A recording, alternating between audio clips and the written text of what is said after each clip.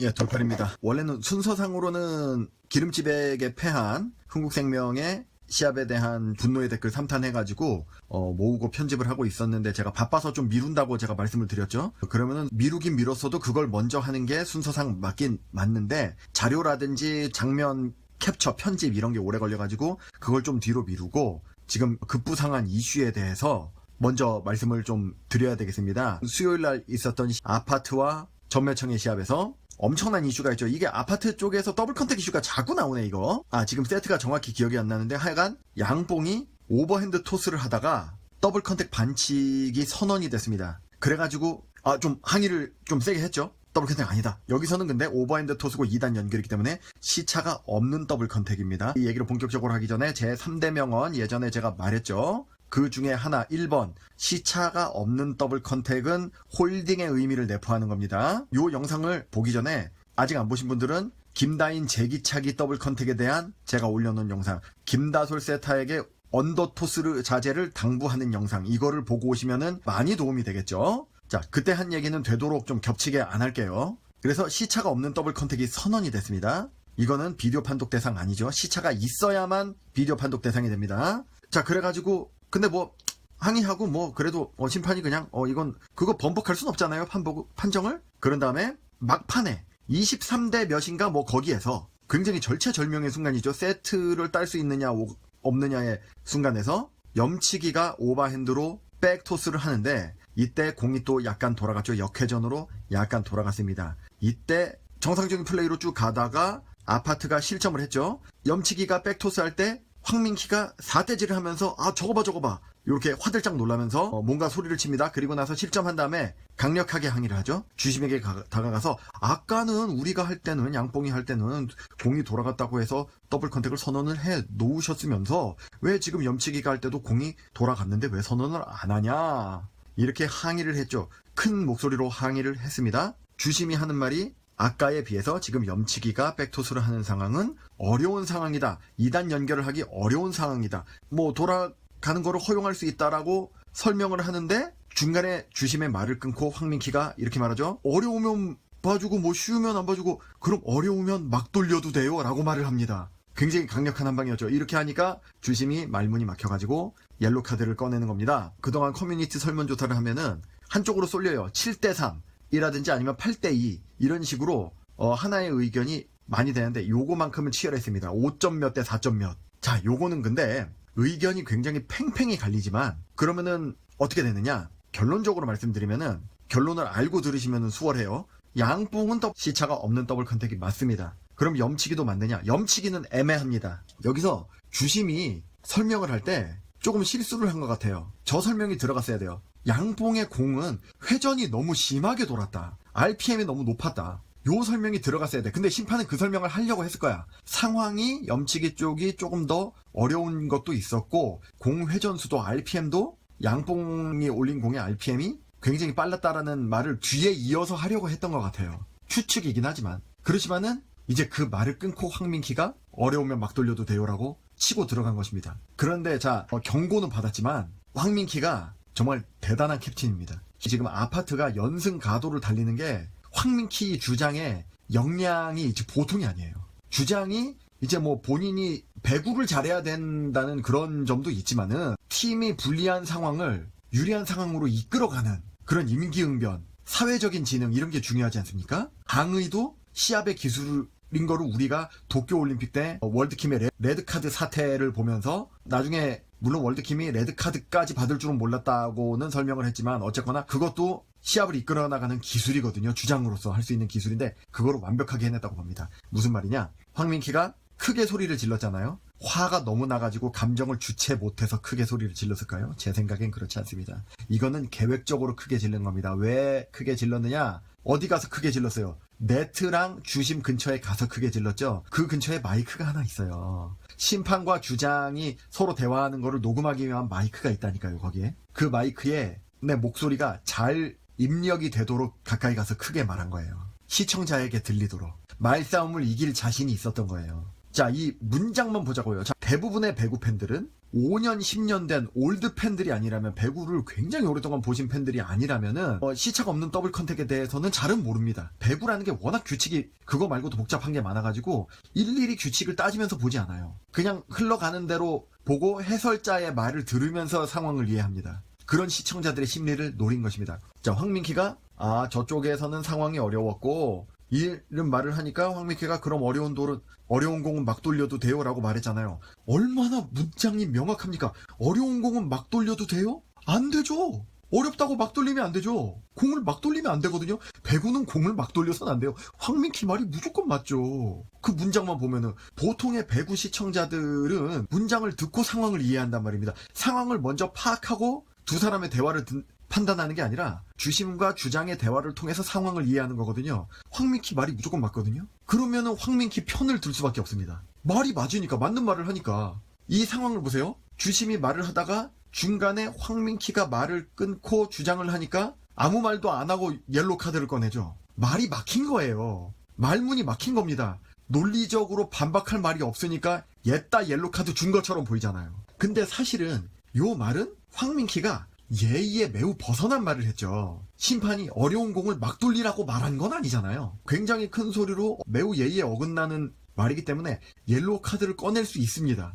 여론전에서는 황민키가 이겼다는 것이죠. 시청자들이 보기에는. 그리고 옐로우 카드는 한 번 받아도 점수에 영향 없잖아요. 옐로우 카드 2번 받아야 실점이잖아요. 옐로우 카드 한 번밖에 안 받았기 때문에 한 번 정도는 받아도 유리하게 이끌어갈 것이라고 생각한 거죠. 뭐냐면은 이 주심은 있잖아요. 옐로우 카드를 꺼내고 뭐 그렇게 하긴 했지만 남은 시합이 2세트 정도 남았지 않습니까? 그 시합 동안 저 문장이 하루 종일 맴돕니다. 아마 한 3일 동안 머리에 맴돌걸요? 어려우면 막 돌려도 돼요라는 문장이 계속 맴돌게 됩니다. 영향을 받는다고요. 와, 진짜 배구계의 명언 중에 하나야, 이거는. 해보자 하고 즐기자 그거에 이은 어려우면 막 돌려도 돼요? 배구계의 3대 명언입니다. 제 말까지 무시차 더블 컨택은 홀딩의 의미를 내포하고 있다까지 합치면은 4대 명언인데 제 말은 배구계 명언까지는 안 되고 제가 한 말 중에 명언이다까지만 말씀을 해드리겠습니다. 저는 겸손하니까. 명언 하나 더 있구나. 칼을 꺼내기만 하지 Dr. Quacks in the Volleyball Magazine. 자, 이 말만 따라서 찬찬히 생각을 하면 어려우면 막 돌려도 돼요? 염치기가 공을 막 돌린 게 아니잖아요, 지금. 전후 사정을 따져서 들으면 황민키의 말은 틀리지만 전후 사정을 안 따지고 황민키의 문장을 들으면 매우 맞는 문장이지만 지금 전후 사정이 그 사정이 아니라는 겁니다. 염치기가 공을 막 돌린 게 아니거든요. 오히려 막 돌린 거는 물론 막 돌렸다는 표현이 좀 그렇지만은 많이 돌아간 거 RPM이 빠른 걸로 치면은 양봉이 오히려 막 돌린 거죠. 그리고 양봉이 약간 더 쉬운 상황이었죠. 황민키가 그걸 모르고 그 문장을 말했을까요? 그렇지 않단 말입니다. 황민키는 배구 선수예요. 배구로 먹고 사는 사람이라고요. 양봉이 더블 컨택이라는 거는 알고 있어. 양봉이 항의하는 상황이 있었고 그 상황을 언젠가는 역이용하겠다라고 벼르고 있었던 겁니다. 시합 내내 황민키가 벼르고 있다가 비슷한 상황이 오면 항의를 하기 위해서 생각을 하고 있었던 겁니다. 애매한 상황. 염치기의 세터가 애매하게 토스로 올렸는데 빙글빙글 돌아가니까 이때다 싶어서 항의를 한 거죠. 오히려 막 돌린 거는 자기 편이 막 돌렸지만 양봉이 올린 토스가 막 돌린 건데 그걸 역이용한 겁니다. 자기 편이 막 돌렸지만 어려우면 막 돌려도 돼요라고 해서 반사? 상대가 말을 하면 우리가 반사 이러면서 상대를 곤란에 빠뜨리잖아요. 약을 올리잖아요. 그런 식으로 심판에게 한 방을 먹인 겁니다. 그러니까 원래는 맞는 항의는 이거예요. 저쪽은 공이 어려웠고 아파트는 공이 상대적으로 쉬웠다. 상황상으로 재량으로 허용할 수 있는 정도의 상황이었다라고 주심이 말을 했을 때 정확한 항의는 이거죠. 아니다. 염치기의 2단 연결 상황이나 양봉의 2단 연결 상황이나 난이도가 그렇게 차이 나지 않았다. 여러분 보십시오. 약간의 차이는 있어. 약간의 차이는 있는데 판정이 갈릴 정도로 상황이 어렵거나 쉽거나 이 차이는 크게 없었어요. 크게 차이 나는 거는 RPM이었죠. 많이 돌아가고 살짝 돌아가고 이게 오히려 큰 차이였지 상황은 그리 차이 나지 않았어요. 이렇게 항의를 했어야 돼. 그게 맞는 항의야. 그렇지만 그렇게 항의를 하면 어떻게 됩니까? 임팩트가 없죠. 시청자가 듣는데 임팩트가 없습니다. 그리고 심판이 듣기에 데미지가 별로 없습니다. 만약에 그렇게 항의를 했다? 저쪽 상황이나 우리 쪽 상황이나 큰 차이가 없었습니다. 그러면은 심판이 상황을 판단하는 거는 심판의 재량이다. 그 상황뿐만 아니라 돌아가는 회전수도 달랐다라고 대답하고 끝났을 겁니다. 그렇지만은 어려우면 막 돌려도 돼요라는 이 강력한 한 방이 주심의 머리에 뇌진탕을 일으켰고 뇌절을 일으켰고 시청자들의 열화와 같은 호응을 일으킨 것입니다. 그래서 그 다음 세트부터는 심판이 판정을 굉장히 조심스럽게 했습니다. 여러분도 느끼셨을 거예요. 논란의 여지가 있는 판정을 잘 안 했습니다. 그리고 심판이 비디오 판독을 요청한 경우도 몇 번 나왔습니다. 그 이후에는 조심스러웠다는 거예요. 이게 배구가 심판의 재량을 인정하는 규칙이 있고 재량을 인정하지 않는 규칙이 있습니다. 그 차이는 뭐냐면은 재량을 인정하지 않는 규칙은 비디오 판독이 있습니다. 그죠?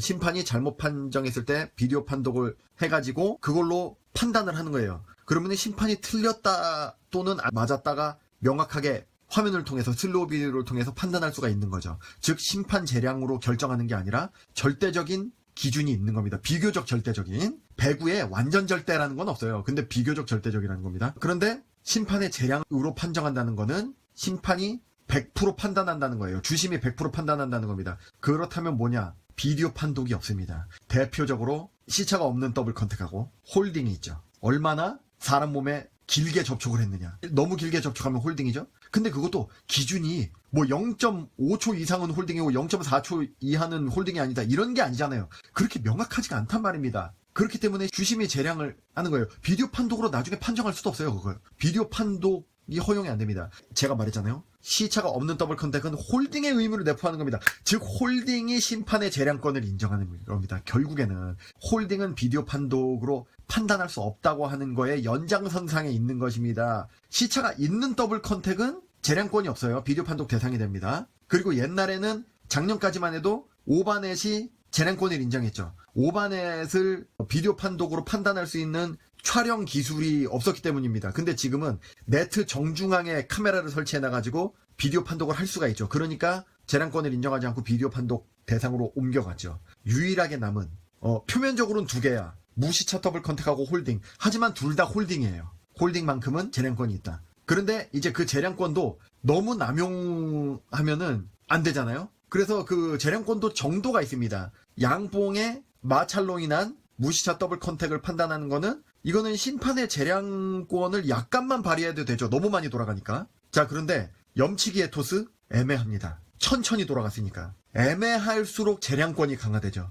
애매할수록 심판의 판단력이 절대적인 영향력을 발휘합니다. 그런데 보세요. 심판의 애매할수록 심판의 재량권도 강화가 되지만 뭐가 강화가 된다? 반대급부로 상대 팀에 항의할 수 있는 권한도 강화가 됩니다. 왜냐면 애매하니까. 그래서 그거를 강력하게 항의를 한 것이고 그 항의를 할 수 있는 권한을 10분 정확하게 이용한 것입니다. 그래서 황민키는 훌륭한 주장입니다. 자칫 잘못하면은 분위기가 기울어질 수 있는 황민키가 명확하게 심판과 말싸움으로 맞짱을 뜸으로써 저는 부부싸움 보는 줄 알았어요. 부부싸움 하면은 말싸움 하면은 신랑이 보통 지잖아요. 그죠? 만약에 여성 주심이었으면은 저 말을 잘 받아쳤을 수도 있을 것 같아요. 설명을 차근차근히 해가지고. 그렇지만은 이게 남자 주심이었기 때문에 말빨이 약해가지고 좀 맞받아치지 못해가지고 황민키 승 그리고 시합도 아파트 승 이렇게 됐습니다. 아 그래도 이게 참 팀이 상성이 있나봐요. 아파트가 전매청을 만나면은 항상 어려운 시합을 좀 펼치는데 그래도 결국에는 승리하잖아요. 결국에는 승리하는 게 팀 전력이 선수 한 명 한 명의 개인 기량이 너무나 출중하고 사실상 국가대표고 재작년, 작년, 올해 크게 팀원의 변화가 없다. 그러니까 서로 호흡이 잘 맞는다. 그거를 잘 살려준 감독의 그런 역량하고 무엇보다도 오늘 느낀 것은 주장 황민키의 리더십, 상황을 이끌어가는 능력 이런 것이 돋보였던 그런 시합이 아니었나 생각이 됩니다. 아이고 흥국보험과 기름집의 시합에 대한 후기 영상을 올릴 수 있을지 없을지 모르겠네요. 지금 벌써 이거 녹음하는 상황이 목요일이어가지고 목요일 저녁에는 또 제가 말씀드린 토요일 날 있는 모교 행사에 대해서 회의를 또 가야 되고 이래가지고 그 시합에 대한 영상 편집과 녹음을 할 수 있을지 모르겠습니다. 뭐 되도록 할 텐데 제가 업로드를 못하더라도 좀 양해를 부탁드린다는 말씀을 드리면서 이만 줄이겠습니다. 배구 매거진 돌팔이었습니다.